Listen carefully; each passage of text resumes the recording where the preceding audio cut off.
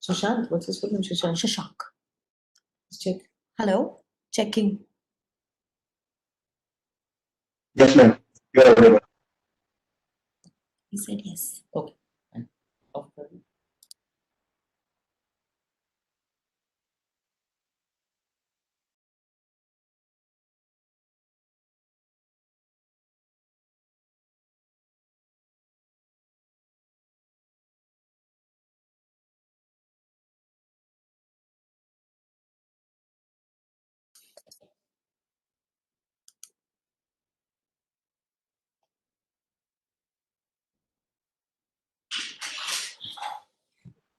Ma'am, we will be starting with the session in next 2 minutes. Okay, give me 3. Thanks. Okay. Yeah, sure. Who's Sushant? How many people are there on this? I mean, for the panel or anything? Ma'am, now we are 38. We are 38. There are 100 participants who are registered. So most probably we will see around 50 people. No problem. I'm saying, aside from you on the screen, is there anybody else? Yes, ma'am. Please pardon. Aside from you, is there anybody else on the screen? No, ma'am. There is no one else on the screen. All right. Okay. And the duration is about, let's say, 20-25 minutes. That good? Yes, ma'am. That's enough. Lovely. Thank you.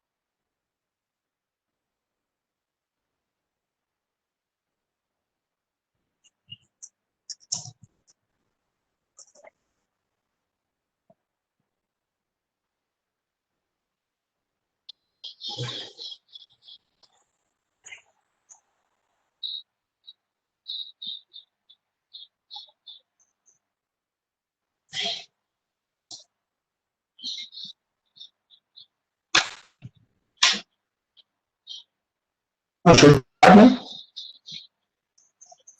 Yes. So good evening, everyone. I welcome all the participants who have joined us on this webinar hosted by Think India in collaboration with the Center for Criminal Justice Administration (RMNL). I would like to introduce all the participants to all the people of great eminence who have joined us on this webinar. Now, I will introduce the women of the hour, quite literally and honored, who will be the speakers for this evening. She is a former Additional Solicitor General of India and Additional Advocate General for the state of Uttarakhand. She is an active member of the bar and had been the Vice President of Bar Council of India. Also represented the government of France in the famous case of French aircraft carrier Sea. Now, without further delay, I now request Pinky Anand ma'am to kindly take the discussion further and enlighten us about the issue at hand, that is, laws for domestic violence against women, a critical examination. I also invite all the participants to kindly keep their questions for the ma'am in the live chat, which she would be addressing after her address. Ma'am, please. Thank you, Sushant. It is very nice of Think India as usual, and it is a very favorite organization with which I am actively involved to take. Thank you so much. To take the subjects forward. No, also I must share with you, Sushant.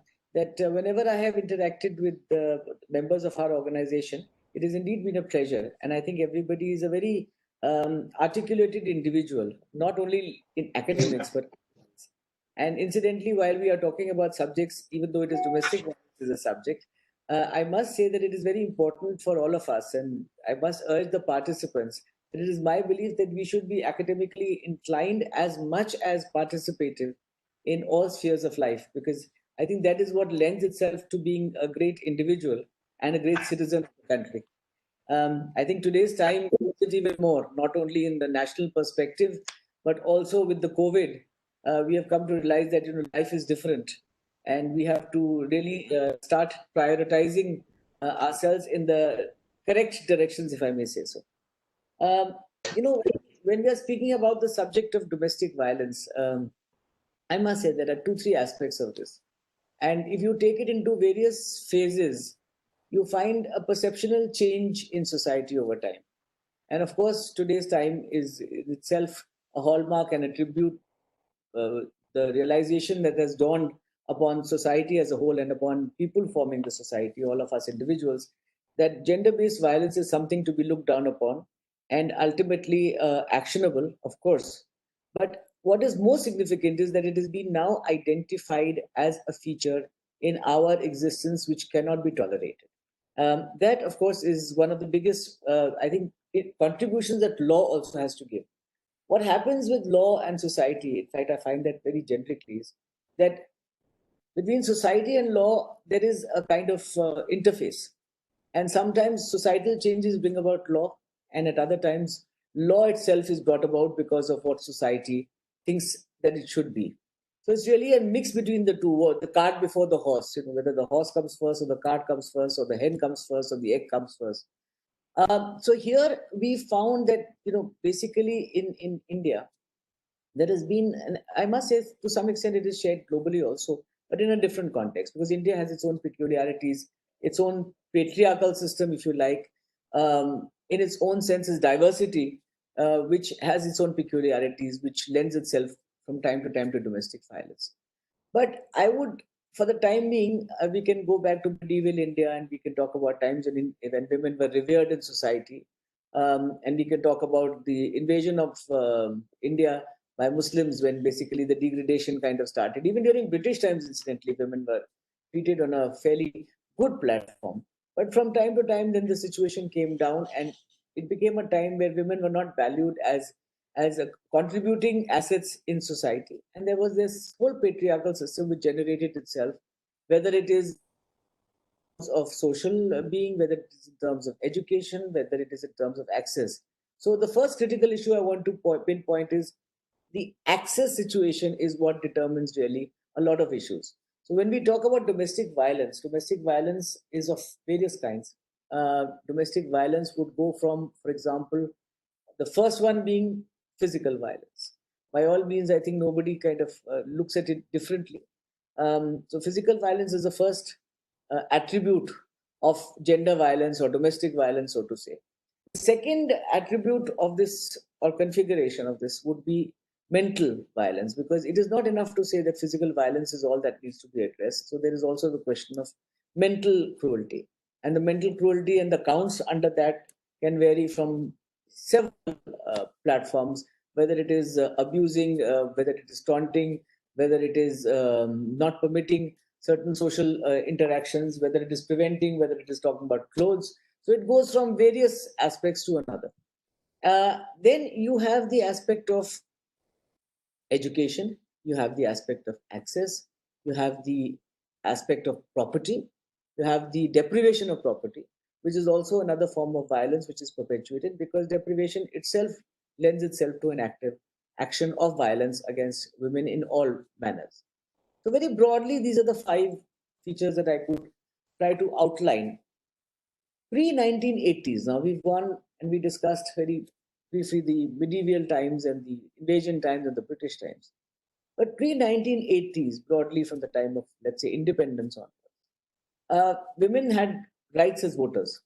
But there was no concept of any kind of private space, and everything was considered public space. And in that public space, there was no room for considering that there was any injury to a woman, whether physical or mental. But times changed.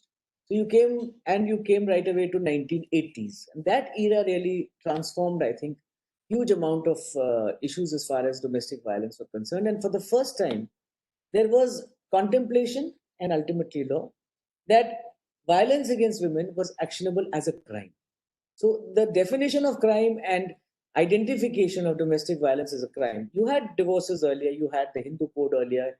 You had, for example, the Hindu Marriage Act, the Hindu Succession Act.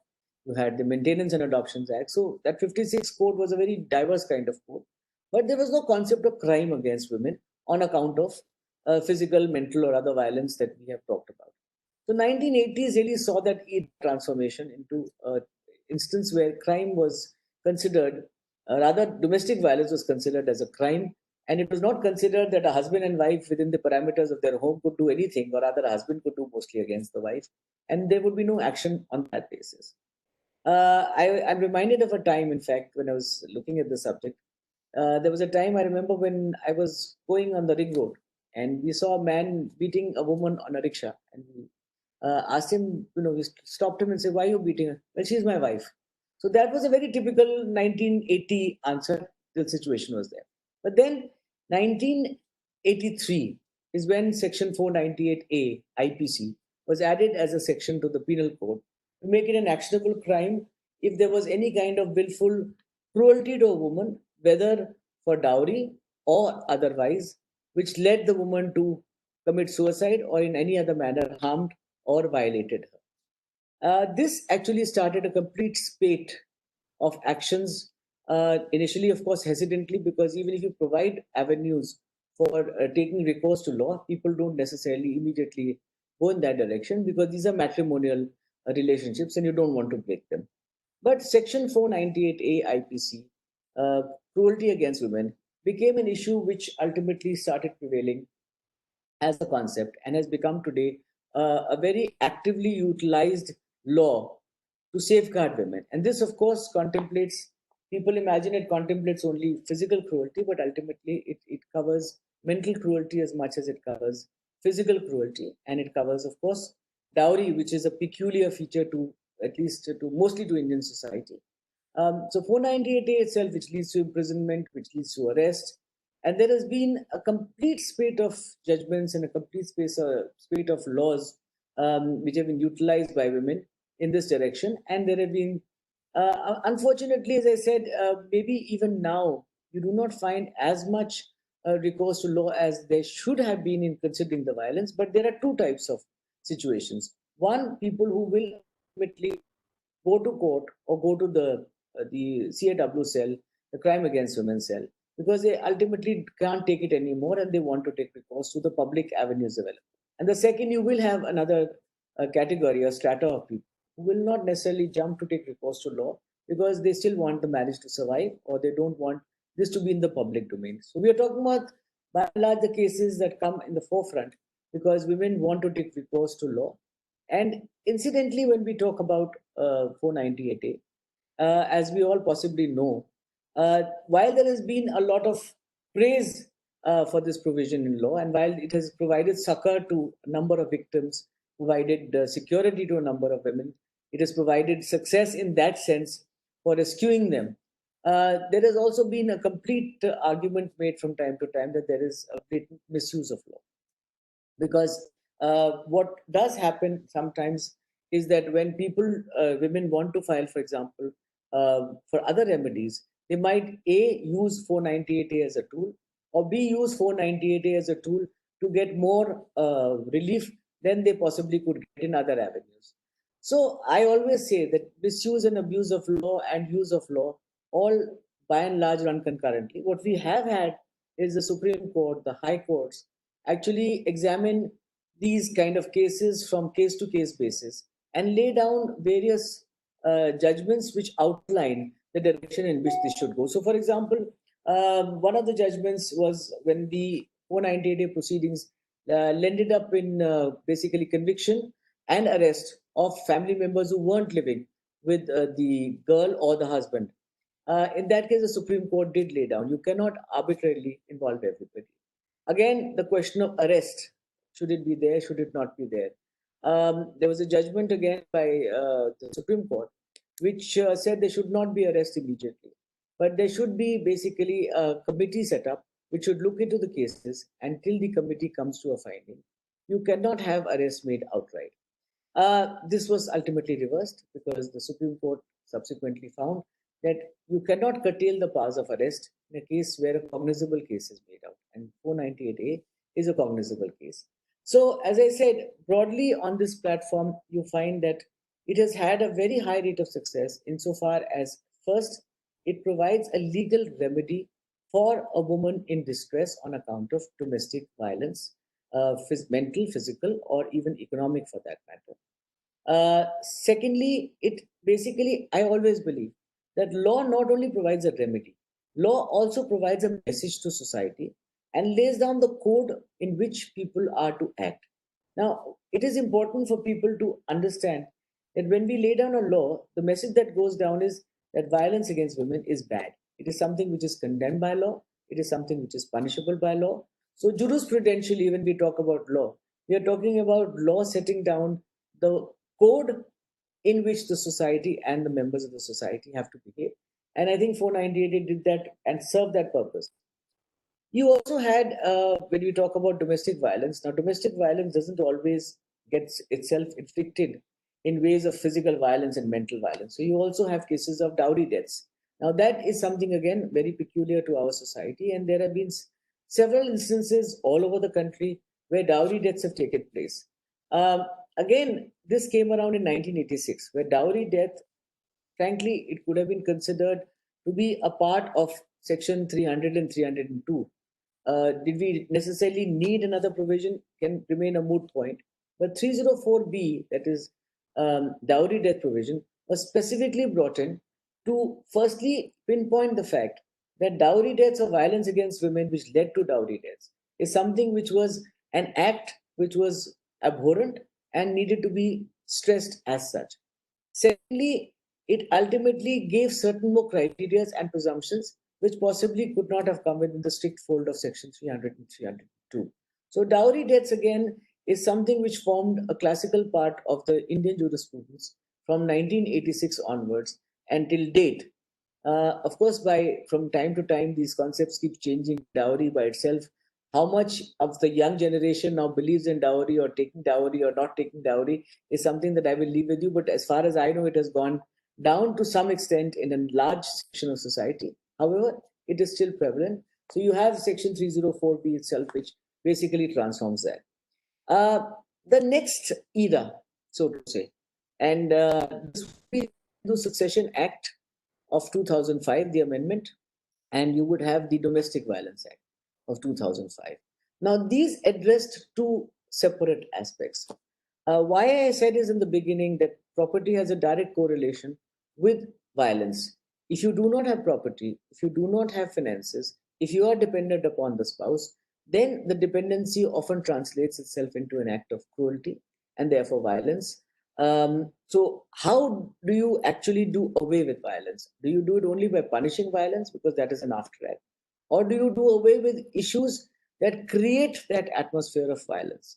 So, the fact that women did not have equal co-parcenary rights in Hindu undivided family or to ancestral property, as we understand again in our country, is something which led itself to violence directly. So, therefore, in order to do away with this inequality and to lend itself more towards gender equality, and obviously as a concomitant to lower the incidence of domestic violence, you had the amendment to the Hindu Succession Act, which gave women equal rights to men broadly for purposes of inheritance in co-parcenary and HUF properties, so that there would be gender equality, and on that account, broadly leading to a lesser incidence of domestic violence. Now you have the criminal law in place. So you had the criminal law into place by making it a public crime and a cognizable case if you committed cruelty. But you needed several steps to save you from the situation, to save you from the domestic violence. And aside from saving you, you needed some other remedies. Now, in that respect, the need was felt for a quasi civil law, which protected you. So Domestic Violence Act ultimately was brought in to bring in these various aspects of how to do away with civil instances, to help to provide security, to provide for protection orders, to help to go to a single window for purposes of maintenance, for custody of children, for protection orders, for all of the situations envisaged along, and most importantly, possibly, the right to live in the matrimonial home. Now, this was again another set of instances which makes it important. How do you manage to save women from domestic violence? Because one of the first instances of domestic violence is the wife gets thrown out of the matrimonial home and she has no place to go. And therefore, on account of that, the woman tends to live in subjugation or continues in the same environment as she did earlier because she has nowhere to go and she's afraid that if she raises an issue, she would be thrown out of the house.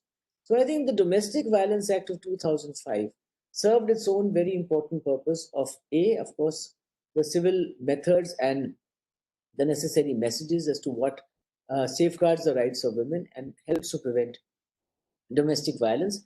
It also widened the amplitude of domestic violence. So it made it go across from physical, mental to economic, financial, and all psychological aspects of the entire ramifications of domestic violence. And therefore, it entitled women to have far more remedies in that broader sphere that were provided. As I mentioned earlier, it provided women for the first time. I mean, incidentally, under civil law, such a remedy could be obtained. You could go for an injunction earlier. It isn't as if you couldn't have gone, but there was no right. So you would get it only as an equity right in injunction rather than as a vested right, which law secures to you.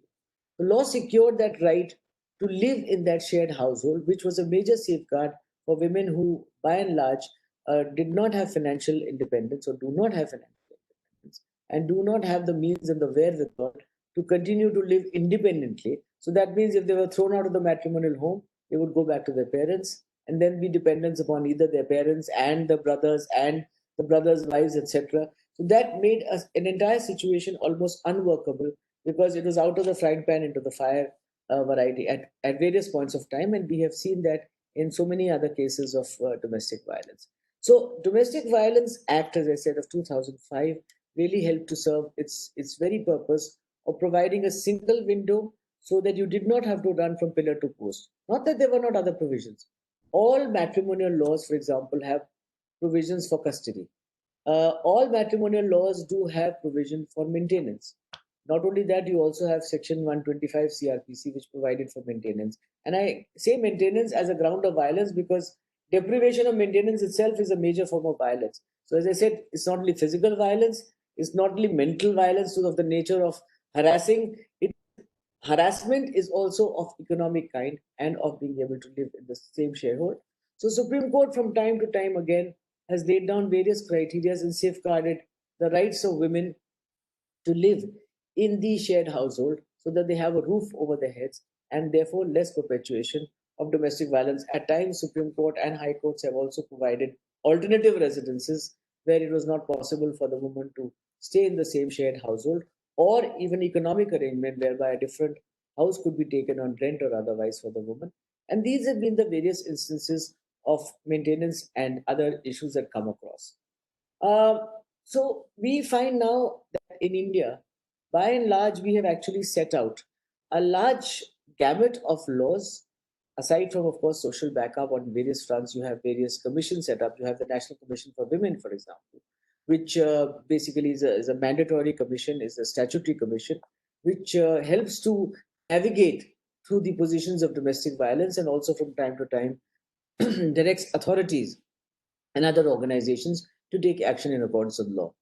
So I'll now go from this broader sphere. And as mentioned, there are various points of time. So you have, from my perspective, I was thinking of it in three different zones in terms of time. So the first zone being pre-80s for the time being, very broadly, where women were denigrated and brought down to a position of violence. Second being the time from 1980 to current times, but the third time stretches from the current times. So the third time is the COVID times. And I think it is equally important to understand that adversity seems to in itself generate an even higher instances of attacks or violence than in normal times. And that has been, unfortunately, the position with domestic violence. So during the period of COVID violence, I think everybody has seen and observed, it is amazing, that domestic violence has actually risen at an alarming pace all over the world. You found in 2020, the United Nations Secretary General called for a ceasefire to address the horrifying global surge in domestic violence. Sociologist Marianne Hester: domestic violence goes up whenever families spend more time together, such as the Christmas and summer vacations. Closer home, after Narendra Modi, the Prime Minister, announced the national lockdown, the number of domestic violence complaints received by the National Commission for Women doubled. From 30 in the first week of March, the number of complaints rose to 69 between 23rd March and 1st April. As these complaints surged, the NCW, that is National Commission for Women, announced a WhatsApp number to receive complaints to be more accessible to women who find themselves in abusive homes. And this, as I said, became worse because people were confined to homes, women were confined to homes. And I'm sorry, I don't mean specifically only domestic violence. Violence of all kinds, even children and even family members are facing violence because that psychological pressure on account of COVID has been something that has been uh, extremely difficult for people to understand or accept the position, and to face simply a lockdown situation where mobility was very low and you were basically remaining within the confines of your homes, and also the number of people. So all social events coming to a non-starter. You cannot go out, by and large, social distancing. So all these features, and the first part of lockdown was complete lockdown. So not even social distancing by itself, it was a complete lockdown, so you couldn't move out. Even now, when you can move out, you have social distancing and obviously lesser incidence of social mobility. So this is what has led itself to a lot of violence in all spheres, and domestic violence is very much part and parcel of this. We were just talking about the WhatsApp, for example, which the NCW set up. But if you talk about WhatsApp and other telephonic and digital communications, you did find that there was a question of, do women have an access to landlines or mobile phones? Could you be sure that you could speak without being heard? It is not your own home and you feel constrained within those circumstances.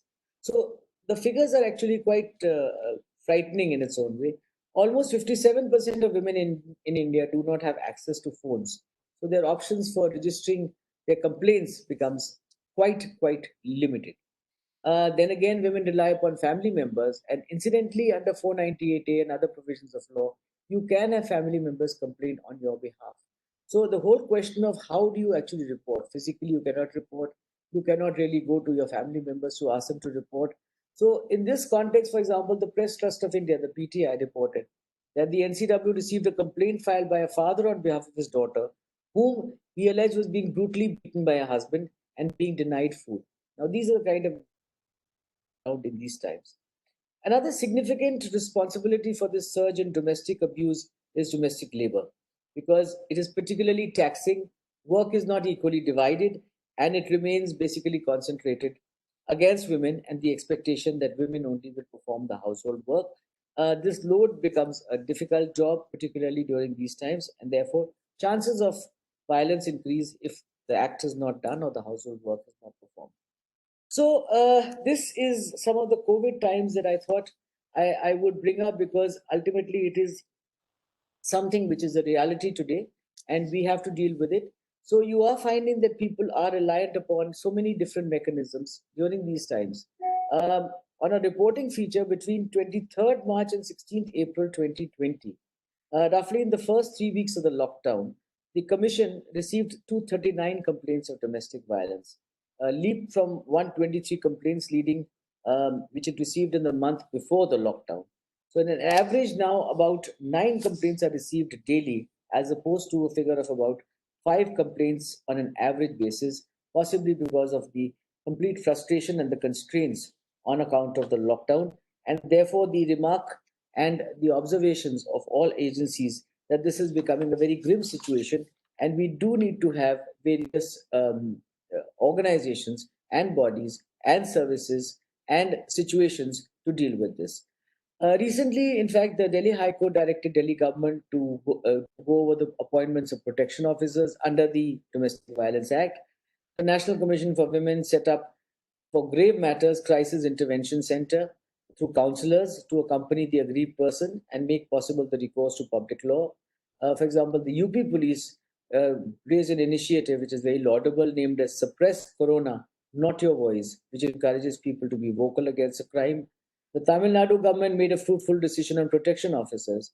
So every organization, every attempt by the statutory authorities is to try to support the women who are victims of crime and violence during these COVID times. So I think, Sushant, on this broad note of where we have reached with COVID times, what I chose to do incidentally was to do a kind of broad survey. I did not think that I wanted to educate people in a manner which is a textbook knowledge of saying section so and section so and so, because ultimately that is available for us to read. The understanding is to understand the entire perspective of the broad backdrop of the laws. The specific utility of laws is something, if you want, we can always, of course, choose to address again at another time. But I do find that it is interesting for us to understand the impact of the problem, to understand how we choose to address it. We do need to understand the broad machineries available, the specific machineries and the specific exercise of those institutional agencies and the network and the systems is something that we can always do and we will do and are doing. So whether Section 20 of the Domestic Violence Act is to be exercised in one fashion or the other is a matter of some more technicalities, and we can sit down on it. But the message that is understood in this country today is that gender-based violence, domestic violence, is something which is a crime. And I think that is one of the most important messages that goes down, because I do believe that, as I said, jurisprudentially, if you classify, if there is a statute made in order to serve a purpose, is not only the exercise of the statute, it is the message that the statute sends across that certain actions are non-sustainable and non-tolerable, and therefore something that society should not tolerate. Thank you. Yes, I thank Anand ma'am for such an enlightening address. Indeed, all the information shared by ma'am was of high importance. As we know, ignorance of fact is an excuse, but ignorance of law is not. Some of us might have been unaware of laws that ma'am has told us about. Now we all are well aware of it. Now, I would take this webinar to forward and where ma'am will be answering the questions. So is there anyone who want to ask a question to ma'am, kindly unmute and to ask the question. Good afternoon, ma'am. Good afternoon. Ma'am, my question is, as you rightly pointed out, that a lot of people are hesitant about being vocal about domestic violence. So, ma'am, what could be, apart from the education part, what could be the possible initiatives that can be undertaken? So, because any law is futile. We can have laws, but it's futile if we do not exercise them. So, if the women are not going to be vocal about it, it's of no use. So what could be the possible initiatives that can be undertaken to tackle the situation, since the domestic violence cases have risen incredibly? No, you're right. There is no use of a law if it is not exercised, aside from, of course, the message that we talked about, it conveying across society. But then we all realize, I don't know how many of us are lawyers on this platform, but we do all realize that law is available for those who do utilize it. So if you choose not to utilize that law, there is no automatic operation of the law which comes into being to protect you. So ultimately, if we talk about how to make the situation better, the first feature would be that people understand that there are statutory provisions enabling you to exercise, of course, the same, and to utilize them for your benefit and for your protection. And B, I think what is very important on a social platform, in addition to the law and the lawyers and the community people who are there, is that you need to make yourself vocal, as you rightly said. And there is no, it's called the shame game. By and large, the reason women will not really go and complain about various issues of violence, whether domestic or otherwise, is also the fact that you feel that A, you are to blame, and B, that you will be shamed because you are the victim. Now, that's a very peculiar situation of life. You are a victim and you don't want to go because, on account of a complaint, you will be shamed, is something that we need to reverse as far as the thought process of social upbringing is concerned. So we need to actually factor that change in our society You say, if I am a victim and I complain, I remain the victim, and I don't remain somebody who should be shamed or blamed with this entire perception. That is a change of perception that I think we need. The third thing I think we can, and that's what I did when I was talking about violence and domestic violence, was to talk about the various aspects that you need to basically empower yourself. Now, on empower, I don't mean having power positions necessarily or being necessarily at the top of life. I do mean that you need to empower yourselves, meaning that you should be educated, you should have the confidence, you should have the ability, you should have the ability, you should have access. Now, these are all important key positions that I think we have to understand ourselves. And in that respect, of course, there's a large volume of detail available on that. But broadly, the empowering provisions is also something that is extremely important for us to focus on. So it's not only to say, I will not be violated. I'll not be violated even from the right of access. So if I have access, I can achieve a lot. I don't even necessarily need to utilize the legal machinery. I can use even other social or other friends or individuals or social. It's like if you are, for example, being attacked in the public, and a public bystander, not the police, actually steps in to say this is something you can't do or stops them physically. These are all activities which we as active citizens of the country need to understand, and also to understand that there is, you are equally a right to be there as anybody else, and therefore you cannot be suppressed through any act of violence. Thank you, ma'am. There is one question from one of the participants named Tanveer. Hello. Yes.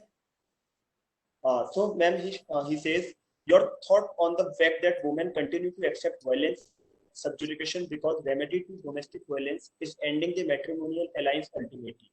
Is this an act where law has been unsuccessful in terms of these women?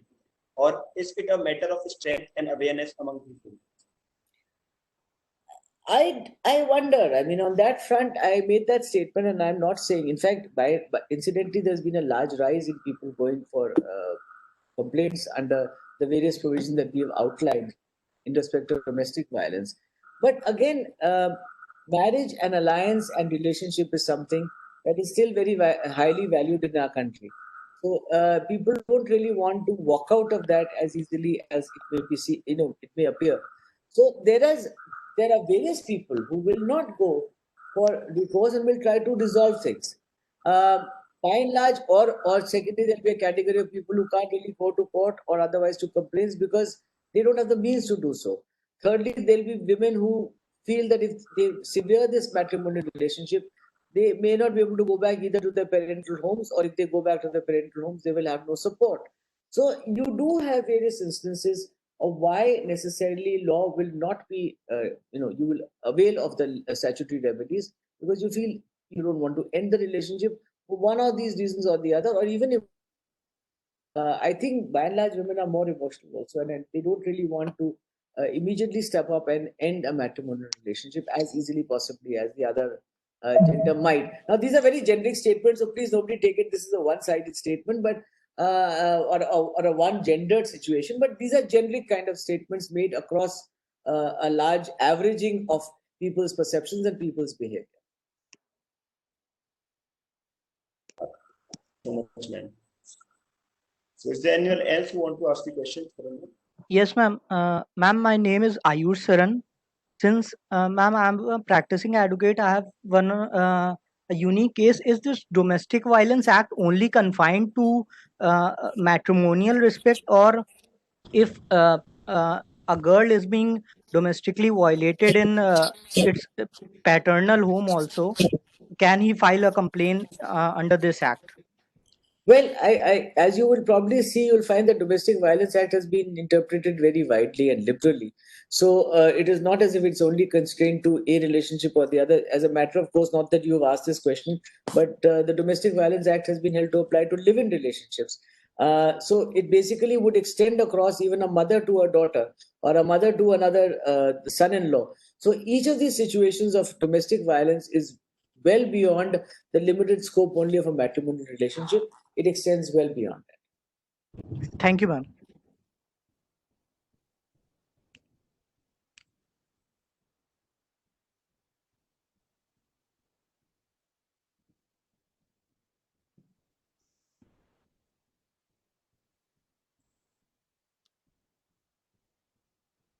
anyone who want to ask the question? Should be there to cover. And I think that's it. Thank you, Sushant. So is there Thank you so anything- much. It's been a pleasure to be with you, and I like the questions. In fact, sometimes you realize what you have said has very large implications. So, and what the social perceptions are. So when you talk to people, not only do you talk to people, you also hear them, and it helps you to think of a further way ahead or a new manner of thinking. So thank you so much, Sushant. Yeah, with that being our final question, I would like to conclude our second last session for today. I extend my heartiest gratitude on the behalf of Think India to Pinky ma'am for engaging us on this webinar. Thank you so much, ma'am. It means a lot that you came here and give us some time. It's Thank been you a so pleasure much. for us to have you on this. Thank you. And thank you, Think India. I request my co-moderator Dhamal to take the webinar forward for our final session for today with Senior Advocate of Supreme Court, Mr.